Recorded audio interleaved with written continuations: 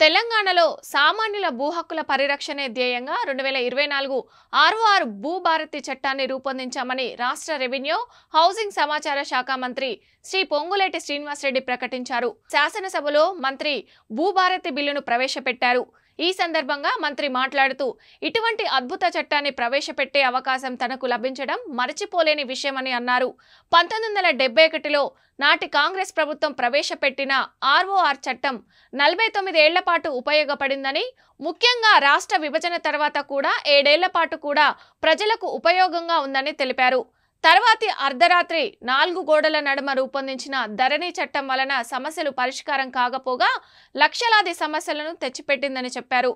కొండ నాలుకకు మందేస్తే ఉన్న నాలుక ఊడినట్లు ధరణి పోర్టల్తో లెక్కలేనన్ని ఇబ్బందులు ఎదురయ్యాయని వివరించారు.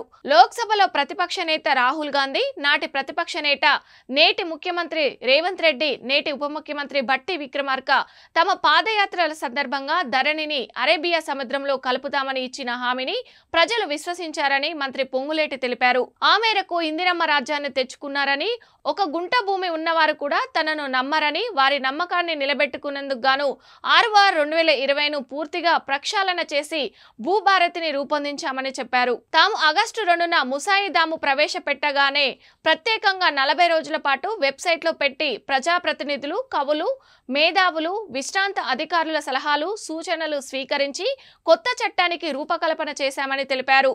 మాజీ మంత్రి హరీష్ రావు 7 పేజీలు, వినోద్ రావు 5 పేజీల సలహాలు, సూచనలు చేశారని, వాటిని కూడా పరిగణలోకి తీసుకున్నామని మంత్రి పొంగులేటి తెలిపారు.